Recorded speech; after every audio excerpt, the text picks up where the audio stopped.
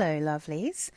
I've worn quite a lot of stuff this week. I've been shopping my stash basically, and I've been sort of, to a certain extent, testing out things that I wasn't like 100% on whether I wanted to keep them or not, because I am slowly trying to curate my collection and things that I kind of can go for a year easily without wearing or even thinking about.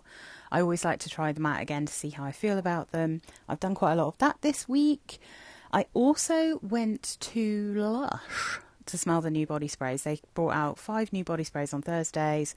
On Thursday, I made my notes, so I'll read those at the end. I'll let you know what I thought of them.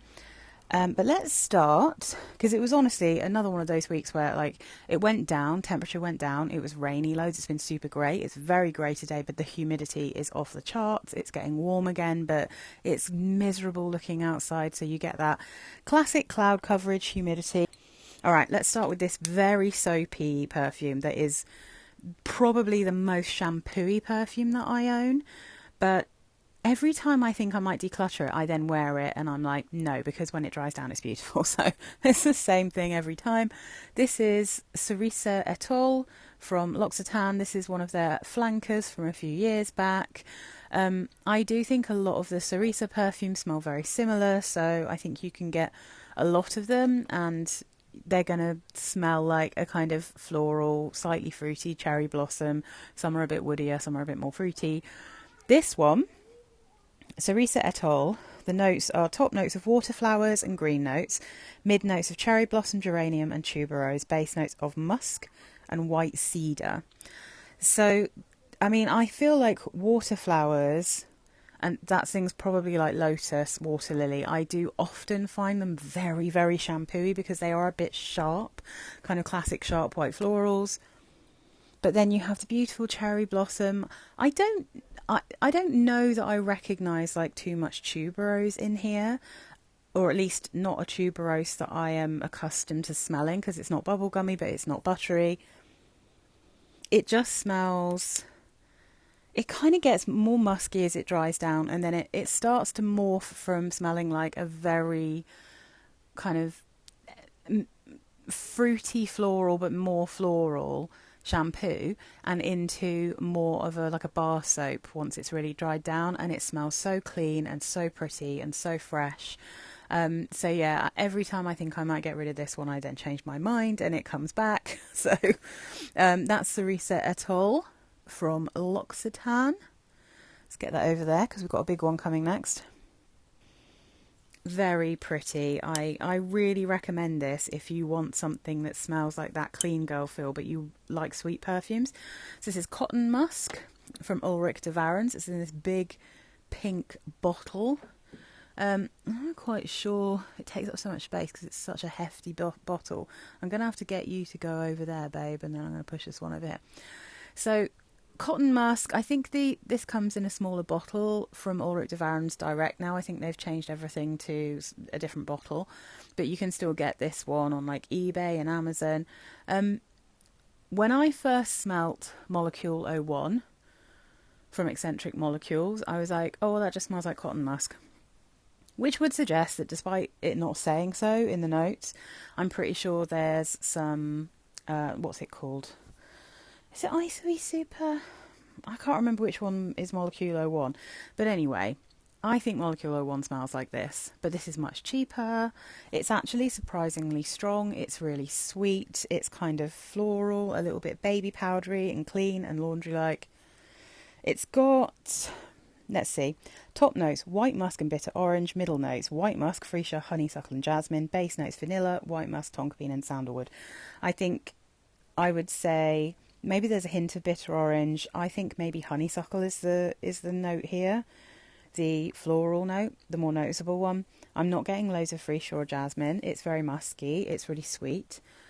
But I'm getting like, and I always have, I get like a candy floss note in this. I still wonder whether this is called cotton musk because it's supposed to smell clean like laundry, or if it's because there is cotton candy in it.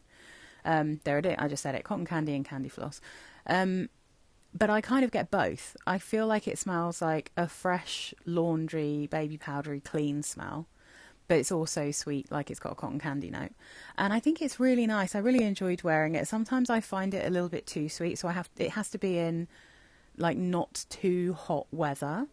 But it's really snuggly, and I did wear this when my husband and I were like watching a movie in bed. It's actually so pretty. I really enjoyed wearing it, and this has been one that was in and out of my possible declutter, even though I love this kitsch bottle as well. But because it's such a big bottle, I have got the 100 ml here. And as you can see, like, although it's very thin, it takes up a lot of space in this direction. I really recommend that one, actually. I think it would be a really easy wear to anyone who kind of likes clean, sweet perfumes. I just think it would be like a shoe-in. All right, this next one, another one that I thought I might declutter, but actually I really enjoyed wearing it. And sometimes I do feel it's about having the right weather, you know?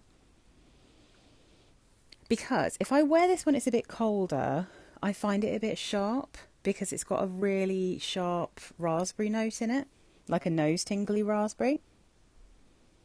But it's saved by the musk and the florals and the vanilla in the base. This is Guess Girl. Very pink so far, eh? In classic Cass style, this is a tester bottle, and it has a Ted Baker lid that I've just shoved on it because it fits. The Ted Baker lids all fit all of the Guess bottles really nicely. This normally has, I'm sorry if you disagree, but to me, the most hideous lid. It's like supposed to look like a flower, but it's the tackiest, most plasticky, rankest fake flower. And then it's got like actual fabric flower. It's so tacky and horrible. I don't know what they were thinking. But the actual bottle itself is kind of pretty. So just with a plain lid, I much prefer it. But this is raspberry, melon and bergamot in the top. The mid notes are orchid, lily and black locust. And the base notes are Madagascar vanilla. See what I mean? Like, this is so chunky. Woof. How's that looking? Is that all right? So base notes Madagascar vanilla and Australian sandalwood. So it doesn't list musk, but 100% there is a musky base in this. It's got a similar musk in here, which is probably what I like most about it, to Guess Dare. And Guess Dare has that kind of bar soapy musk. This has that as well, but this one is less kind of juicy fruity. It's almost a little bit more syrupy fruity because of that vanilla.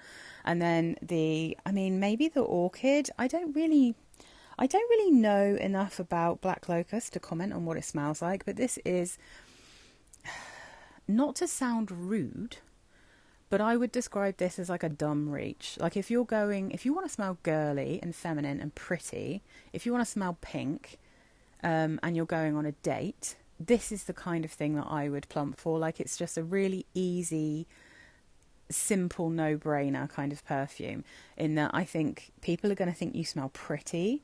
I think men probably will quite enjoy this. And yeah, I mean, I just think it's a pretty perfume. My husband likes fruity florals, but I can't remember if I spent much time with him on the day I was wearing this, so I can't really comment. I think this is when I was working from home actually, so probably not. Then we're really tonally staying in a similar area here, guys. Now, this is another one that I have said a few times that I might declutter because I bought something else that kind of smells a little bit more like it, but I thought maybe that was a more interesting take. I hate this lid as well. It just, look.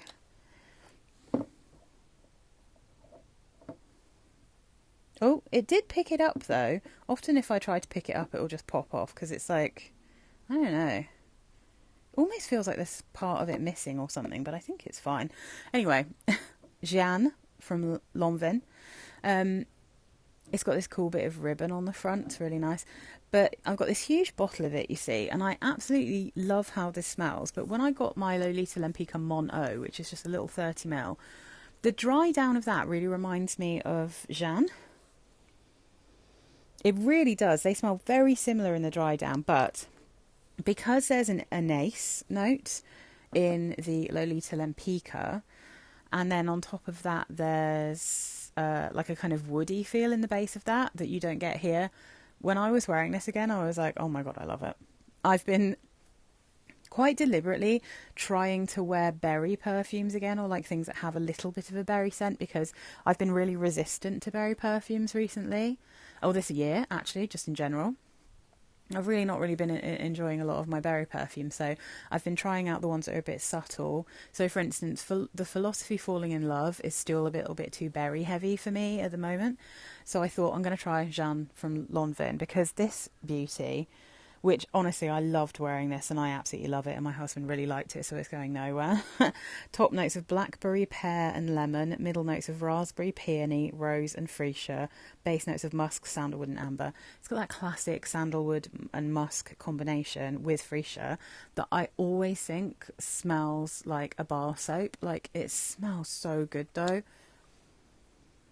This is such a beautiful fruity floral. I think of this one as being like, I think of this as being a raspberry and freesia musk. That's how this one smells to me. I think it's beautiful and gorgeous.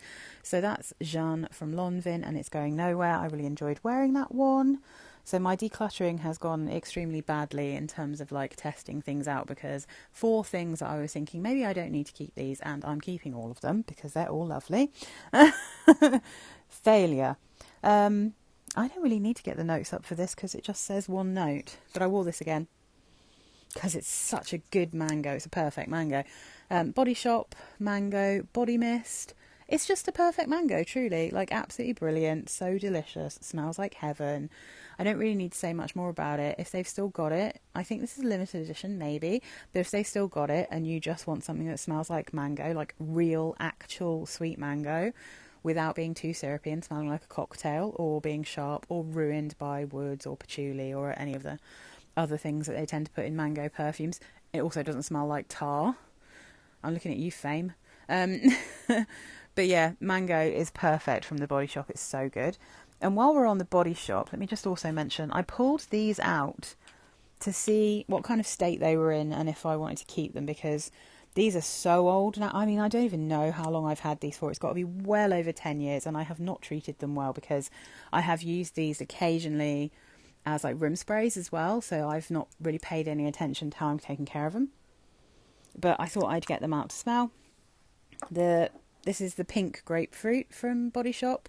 Not the oldest bottle, but one of the older eau de toilette bottles. And then also the strawberry, because this is probably one of the only strawberry perfumes I ever really particularly enjoyed. It's just strawberry. Yeah, it's just strawberry. It's a little bit shampooey, but not hella shampooey. But I mean, I would say probably both of these are going to go. Reason being, pink grapefruit still smells great. It still smells how it should do, but it's so sour, the pink grapefruit. I just don't really enjoy wearing this level of bitter, sour fruit, you know? It's kind of nice. I could actually, to be honest, I'll probably still just keep these and use them as room sprays. I'll just like put them in the bathroom or something, because I'm not going to sell them or anything. They're too old. But yeah, so I just don't enjoy wearing pink grapefruit smells unless there's something to really sweeten it up or like add some other notes in. Strawberry, on the other hand, I do still like this, but it's definitely gone off a little bit. Like I said, I haven't treated this one very well. It still smells really good from like the actual sprayer, but when I spray this out, and I have sprayed tons of it out to see whether it was just what was left in the tube after many years of being like unused, but it smells a bit peppery now. It's gone a little bit peppery. So again, I'm probably just going to use it like around the room or like fabrics and stuff. I'm just not going to use it on my skin. But yeah, so that is pink grapefruit and strawberry from the Body Shop. I don't actually know if they make those anymore, to be honest. Right, where are we going to go from here, guys?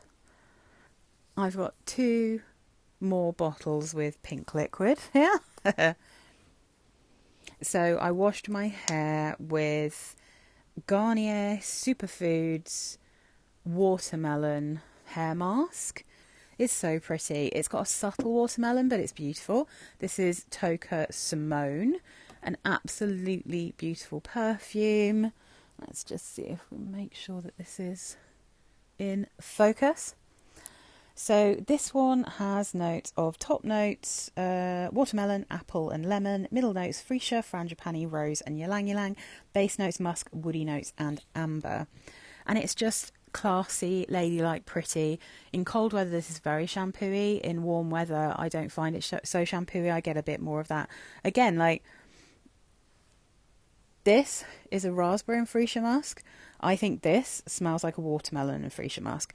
But I do always think that there's something about the green apple in here mixed with the other notes that gives me an almost kind of sheer, not too sweet strawberry feel as well.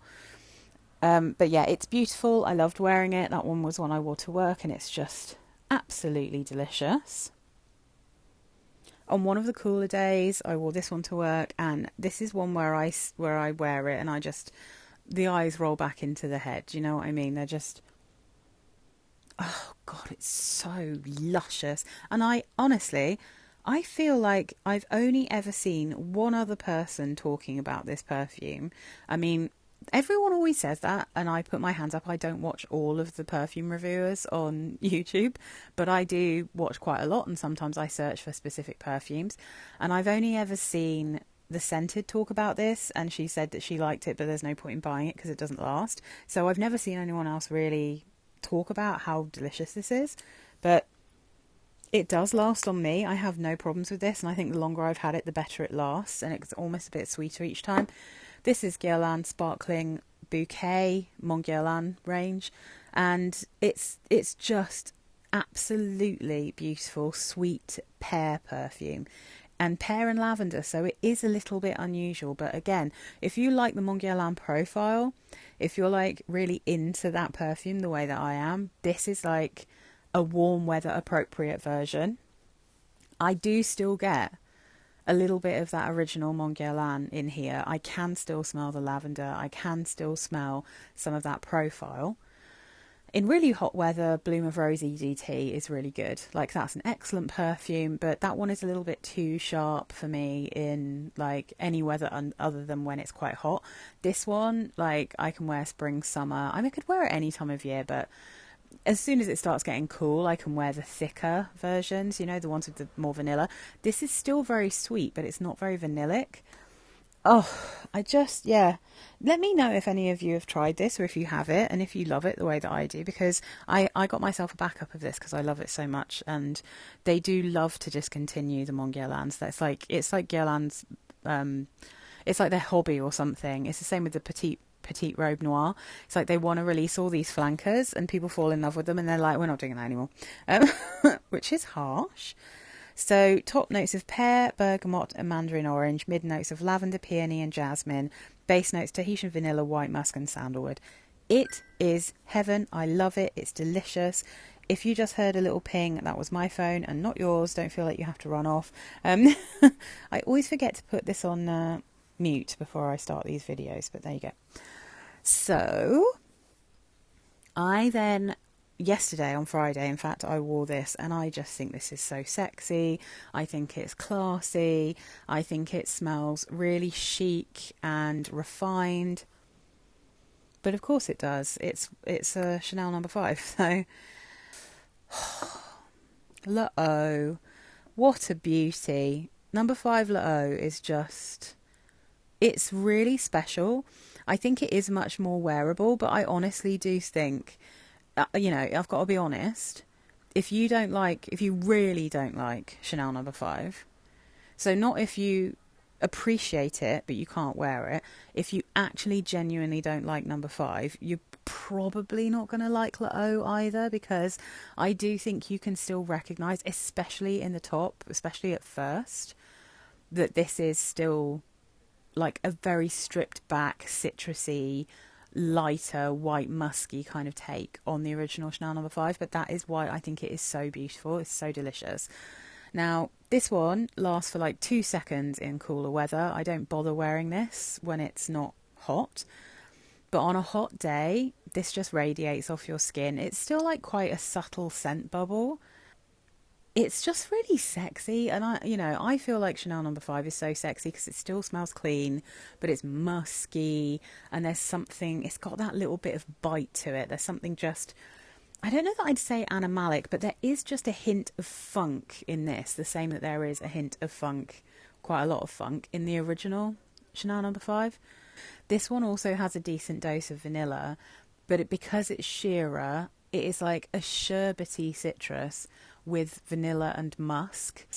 And then I came home after work. I'd actually been out. I'd been doing a job off-site. It was at a place with some fancy people in quite a fancy building. And I was like, all right, I'm going to dress smart. I'm going to smell smart, but not overwhelming. I knew I was going to be in like small spaces and stuff. So I wore this, and then I got home and my husband and I spent some time with each other, and I was just like, this is the perfect scent because it makes me feel sexy. Like, it is like a between the sheets in summer kind of smell. I just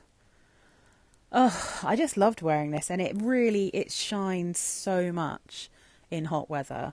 It's really, I'm not going to say it's crap in cold weather because it still smells nice, but it doesn't perform well in cold weather at all. So warm weather is what it's for, in my humble opinion.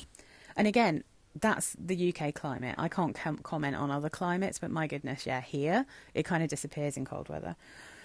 So top note, aldehydes, lemon, neroli, bergamot, mandarin orange and lime. Very citrusy indeed, and those aldehydes hit you hard. Mid notes of ylang ylang, jasmine and may rose, and I think I get quite a lot of ylang ylang here, and it's absolutely delicious. Base notes, white musk, orris root, cedar and vanilla. I think I've said before, but I feel like Alyssa Ashley's white musk has some similarities with this.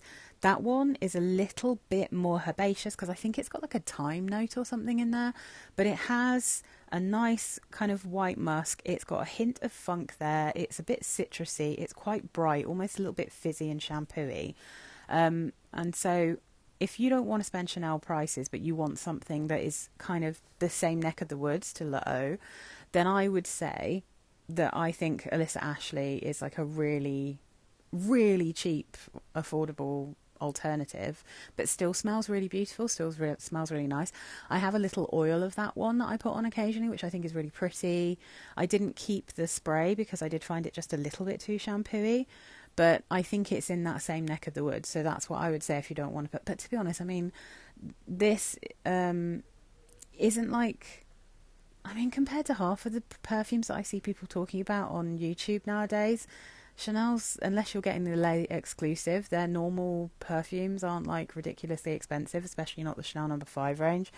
But yeah, anyway, I think it's gorgeous. So last week I was talking about wearing Born Lovely and the difference between how that smelled when I sprayed it on in my very humid bedroom in the morning in the heat, compared to when I reapplied it during the day at work in an extremely cold air-conditioned room. And I was just thinking about Lovely, and then I thought, oh, I'm just going to try out this perfume I have that's in that same scent profile. So I pulled it out to try, and I wore this, I think, on Saturday morning last week.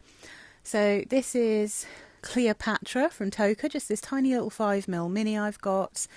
This is one that I got because when I had the little discovery set from Tocca, I was just like, there's something about this one once it dries down that reminded me of something from my childhood. I still not worked out what it is or why. And I have to say, like, I understand why other people like Lovely. However, my feeling about any perfumes that are very kind of acidic fruits, like grapefruit, for instance, mixed with patchouli, or like real citrusy fruits mixed with patchouli, it just smells so sour to me, like in a way I really don't enjoy. And it's very much mixed with patchouli. And as I said, like grapefruit generally, unless it's really sweet, I don't really get along with it. But there's something in this one. This is in that profile of Sarah Jessica Parker Lovely, the original one, and Narciso Rodriguez Musk for her, even though I've said before that smells like chlorine. It literally smells like a swimming pool to me, so I really don't like those perfumes. But also Guerlain's Etoile, which thank you very much to the subscriber who filled me in about Etoile not being an old perfume, because that had like the original Etoile has such like an over the top bottle, kind of like, you know, Shalimar over the top levels bottle. I thought that was a really old perfume, but I think actually that one came out after Narciso Rodriguez and maybe even after Lovely. So that's so I got that very wrong, guys. But anyway, I digress. There is a laundry fresh feel in this dry down that is so pretty. And I have to say, like, it's still not my favourite kind of smell, but out of all of that kind of lovely Narciso range of profiles, I think Cleopatra is by far my favourite. I can actually happily wear this. I did wear it for like half a day. I don't have a spray of it, so obviously it was just like a bit, but the grapefruit stays, but the sharpness disappears a bit because... So the notes here, there's grapefruit, blackcurrant, green notes and cassis, mid notes of jasmine, peach and tuberose, base notes of musk, patchouli, amber and vanilla. So firstly, I think there's a little bit more sweetness here than there is in Lovely. I think the vanilla is a little bit more noticeable, but it's still not like super sweet. But man, there is something about the fruits and flowers here that is giving me a laundry accord, but like... Someone actually said in one of my other things about Born Lovely, she was saying that she gets like a kind of drier sheet laundry smell from the original Lovely and was getting like a wet laundry smell from Born Lovely. And I'm saying that's why I love Born Lovely. I love that it smells wet. It smells like not dry laundry, and I love that. I don't really like dry laundry scents as much most of the time, unless they're like the clean ones. And this is still dry, but there is like that... I think maybe it's the peach, honestly. Maybe there's a slightly bubblegummy bit of tuberose in here, and then when mixed with the blackcurrant and the peach, there's just something very pretty going on here. So yeah, I mean, I don't feel like it's one I need a massive bottle of. I'm definitely not going to wear it often. 5ml is plenty for me, and it's really cute. I'm so sorry if you can hear whatever madness is going on in the street outside. It's been so loud all day. But anyway, Cleopatra from Tocca. If you just want to smell this, if you're in the UK especially, there are literally hundreds of these little bottles on eBay for cheap, because I have a feeling that they were giving these away free when anyone bought anything from Tocca. And I think it's quite an acquired taste, because I feel like that Lovely DNA, that patchouli and sour fruit kind of smell, I do think that can be a bit tricky for people, in the same way laundry can be a bit of a tricky smell. But personally, like, I think this is so pretty. I really want to know if any of you guys have tried this and what you think. And if you like Lovely, have you smelt Cleopatra? And have you compared the two? I find that this is less woody, it's less sour, less bitter. And it's just got this... It's just this little pop of magic in there that I don't get from Etoile or Lovely. Or there was a Philosophy perfume as well. Is it called like Love Swept or something? That one smells like this as well. But anyway, very pretty. Really happy to have that little 5ml. Perfect size for me. All right. We're going to talk about Lush. Okay. I know some of my subscribers are real Lushies, so... I hope you don't clutch your pearls too much about what I'm about to say. But I went down, I left work on Thursday, I think, and I went to Lush on my way home. I went to the Oxford Street branch because I knew they'd have the new body sprays. So just straight off the bat, you guys know how I feel about Lush, but particularly the old perfumes from Lush. I have increasingly not been enjoying the Emma Dick and Alina. Oh, I'm so sorry, I can't remember her second name. But the current perfumers at Lush, I don't really get on as well with their creations as I did with the Mark and Simon Constantine ones. Now, obviously, some of these were probably made by them because they're from products. But my general feeling is that when you're taking like the perfume that's in a product, if you don't balance out the scent with what is actually in that product. So like if you've got a body lotion or a massage bar, like is that made out of coconut oil? Is it made out of almond oil? Is there shea butter in it? I kind of feel like you need to put those notes back into the perfume to get that nice smell. Otherwise, I feel like they smell really harsh. And so I feel like I'm increasingly feeling like the new Lush perfumes smell so harsh. They actually smell like bath bombs, or they're really scratchy. So I've not been getting on with them as much. I mean, I have a spreadsheet of my perfumes. I have more perfumes and body sprays from Lush than any other brand. So I love Lush, but I tend to love the Marc Constantin and the Simon Constantin perfumes, right? So look, that's my disclaimer out of the way. But yeah, I'm going to read you what I wrote. I'm going to go through these one by one. I've got them on the strips here. Let's see if I can still smell them. So let's start. I know they're having a celebration of 30 years, so they're doing a lot with Karma. They've got a special bottle out of the perfume. I can still smell this a little bit from Thursday. So Karma. I'll read you what they say. I'll read you what the notes are, and I'll tell you what I think. So this is the Karma body spray.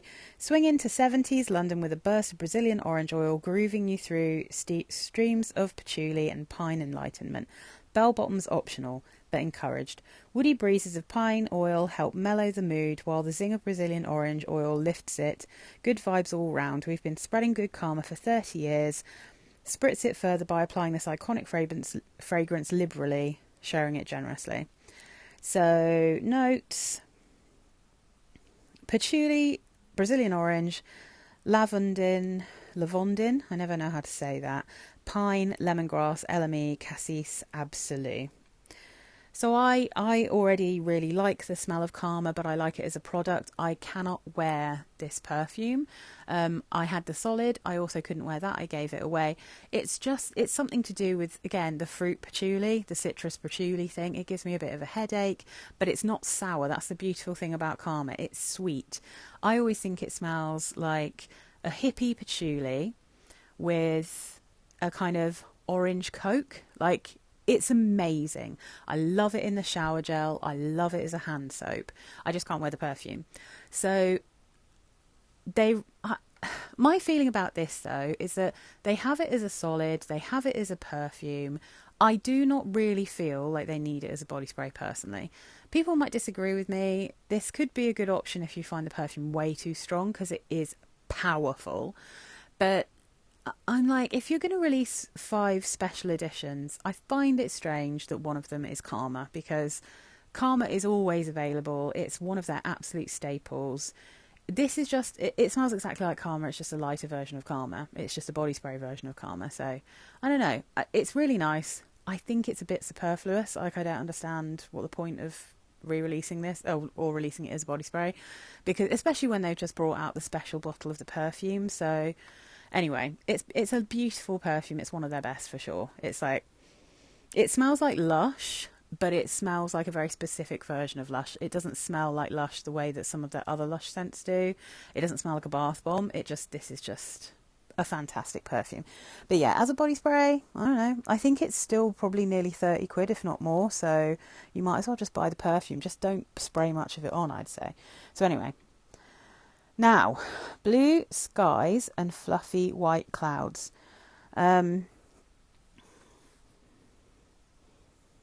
Surprisingly, doesn't really smell of a huge amount anymore. No. So, what did they say? Hush, the rush in a clearing of woody frankincense, bathed in meditative rays of earthy patchouli, spritzing you to a higher plane. One of your most requested scents to become a body spray, Lush perfumer Alina added a boost of musky notes to soften the earthy edges, creating something oh so wearable. Lush co-founder Marc Constantin dreamt up this hippie oil hit in 1999, listening to a track by the Orb, inspiring him to recreate the meandering and calming flow of the music. So the notes are dark Sumatran patchouli oil, frankincense resinoid, cinnamon leaf, and musk. So back before I realised that putting any kind of perfume stuff into a bath is a kiss of death for me. Um, it brings on the national bird of the female body, a classic bit of thrush. So, I mean, I'd say too much information, but I feel like most of my viewers are female and, you know, we should talk about these things. But anyway, perfume in your nether regions for a lot of people is a massive no-no. But before I clicked on to that particular issue, I loved blue skies and fluffy white clouds. I like it in the bath. I like the smell of the bath when other people have it. So my mum used to use it, and I bought one for my husband a while back. It turns it it's beautiful bubbles, a lovely colour, and it is extremely calming. And again, that hippie patchouli. I do not think this works very well as a body spray, personally. When I first sprayed it, I genuinely thought it smelled like whiskey, like the cheapest, harshest whiskey. And I was like, oh my God, that's crazy. It must be something to do with the frankincense. But yeah, it was like so astringent and weird. And I was horrified by it. After about 30 minutes, it smelled like a less creamy and more green version of the bubble bar. But it's like, it's still earthy, it's grounding. And it really smells like Lush again. But it has that harsh quality that I've found in quite a few perfumes of theirs in the last few years, where it does literally smell like baking soda and citric acid. It has that actual literal bath bomb texture to it, which I just cannot abide in a perfume. I hate it. So this is too earthy for me. It's too patchouli heavy. I wouldn't find this wearable. I think it's, again, it's like Karma, fantastic in the products. I do not think this quite works, in my personal opinion, as a scent. But again, like, I'm sure there's loads of people who are going to like this. This is just my personal opinion and how I feel about it. But I was really looking forward to smelling this. I was interested to see how it would translate, but I feel like this is slightly lost in translation for me and to my nose. Oh God, and they've done it again. Like, I know that this is trendy. Is this TikTok's fault? Like, I'm not on TikTok, but is this why this has happened? Like, another super milk again? Like, how many different times you just have super milk as a permanent perfume or a permanent body spray or something? Like, don't keep doing limited edition releases of it. Like, just, I'm kind of sick of this now. Like, I'm sick of super milk. But anyway, I did test it for this channel specifically. I can still smell it. It's really friggin' strong. Even, I mean, the perfume is overwhelmingly strong, but this is probably the easiest way to wear this. It's the same with Sticky Dates. Like, Sticky Dates is an absolute punch in the face, even as a body spray. A perfume version of that would kill you. So I feel like Super Milk would be better to just keep as a body spray. It seems like pretty strong to me. But this smells like the perfume again more than the actual hair product that people love. It's just not as creamy as that. And again, like I said earlier, there doesn't seem to have been enough put into this to create the creamy texture of the hair thing, like the hair primer or whatever it's called, as a perfume. So if you didn't like the perfume version of this, you're probably not going to like the body spray version of it, because it pretty much smells like a lighter version of the perfume. What do they actually say about it? Super Milk, a moreish, irresistible blend of candy coconut scents with biscuity citrus and almond. Okay, coconut, interesting. An incredibly popular fragrance taken from our viral sensation and award-winning hair conditioning spray of the same name. We're just a little bit proud of this one. Under this candy sweet scent, a subtle creamy note of vanilla rounds off the fragrance, so even savoury souls can take the sweet. So this is Litsea cubea, tonka, vanilla and almond. Even in this body spray, it still has the nose tingly, screechy quality that I get from the hair product and from the perfume. Both incarnations, both the first version of it and then when they brought it back out again. And I'm wondering if it's Litsea cubea. I feel like maybe the Lush Litsea cubea, or maybe the volume in which they're using that note, really kind of irritates my nose, because I find the same in Chelsea Morning. Is there Litsia cubaria in that as well? I can't remember. That might be lemon, but sometimes the citruses from Lush can really irritate my nose. Sometimes they've got this like screechy bitterness that never goes away, and I get that in both Supermilk and Chelsea Morning, and that's why the kind of underlying notes in Supermilk and the butterscotchy notes in Chelsea Morning would work for me, I think, if it didn't have that kind of nose tingling bitter citrus oil smell. So yeah, I just find it a bit jarring. So yeah, again, like, it's the same thing again. It's Supermilk. As you can see, I've not been very positive about this launch. So then let's look at Stormy Weather. I can still smell this a little bit. Okay. I did it the wrong way around last time. Okay, I will read what it says on the website. Stormy weather, breezes of fresh basil clear the air for a musky rosewood embrace, inviting you to drift into a moment of calm, surrounded by a clean but sultry comfort. This fragrance perfectly balanced florals with subtle herbaceous notes and a sprinkling of powdery musk for a dose of dreamy softness. We're forecasting sunny moods with each spritz of uplifting neroli and bergamot, which create a bright, zesty opening to this airy scent.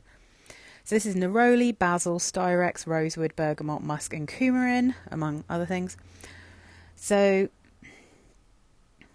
this starts off smelling super masculine to me, like really masculine.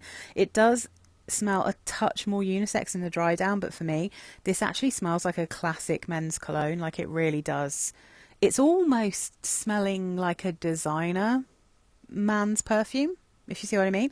It doesn't.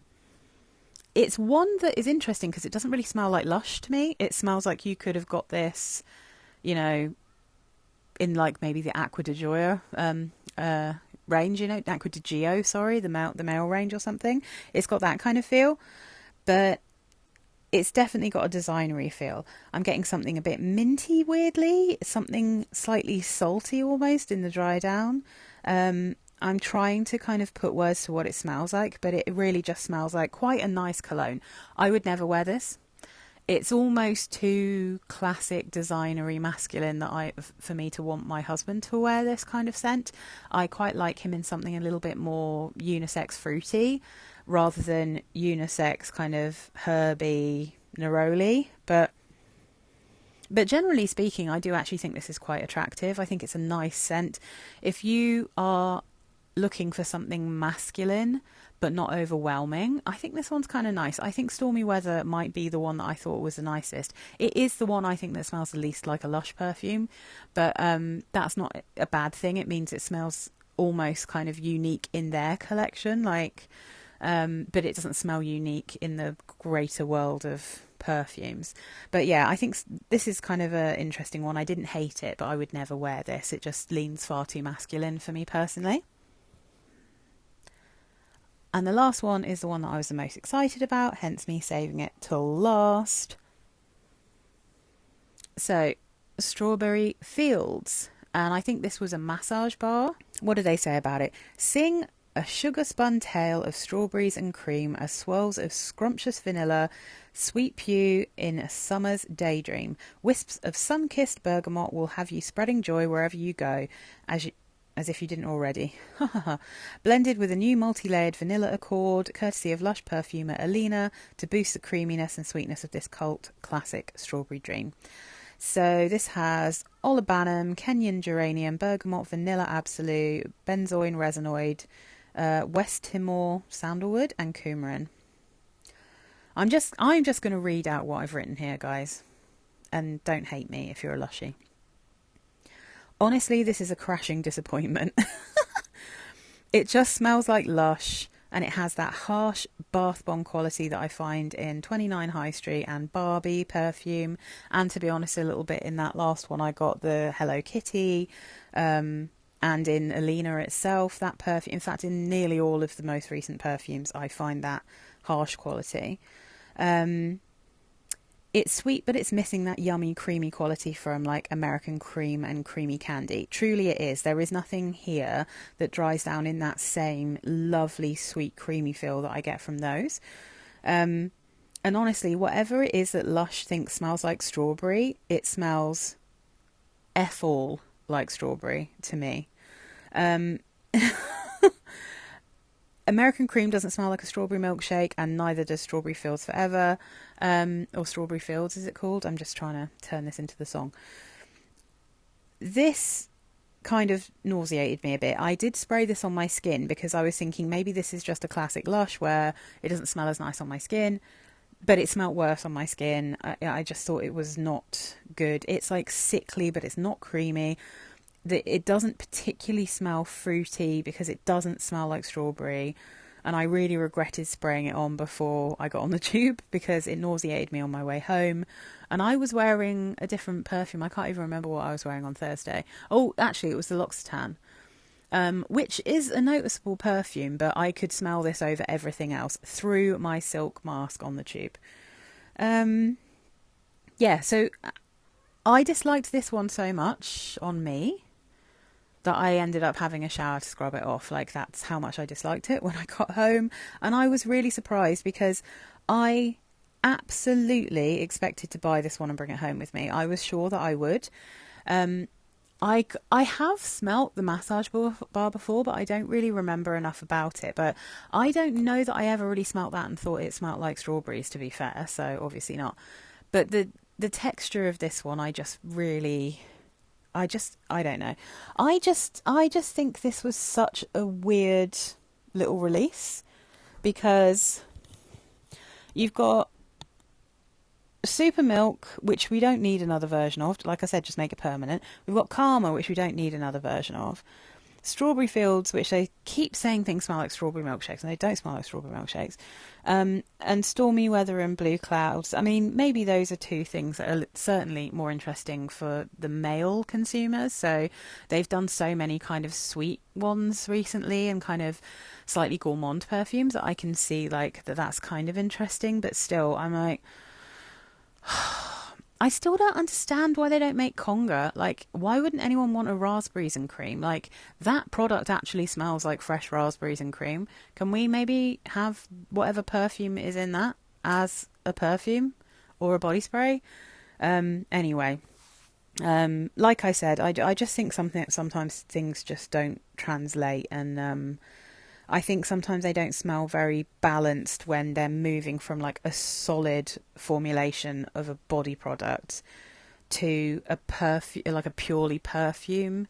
It's like you're taking that one element out of a product, and I mean, they've said like some musk has been added or some vanilla's been added, but it feels like it's not enough. And I know that, like I said, I know they can do this because American cream is so sweet and creamy when it dries down. It, to me, smells a bit more like a white icing because it's also powdery, but it doesn't have that, it doesn't have the baking soda quality. Why do all the new perfumes smell like baking soda? Like, do you know what I mean? Like, anyway, I feel like that was such a negative way to end, but I just was really sad about this release because I love it when they release perfumes and body sprays, but I very rarely buy them. Like, also the Glinda one, the same. It dried down, just smelled like a bubble, like a, not even a bubble bar, like a bath bomb. It just had that weird texture, and it was kind of sweet, but it was like, it was sweet without anything else going on. Whereas Elphaba, that one was actually interesting, and you can still get that one.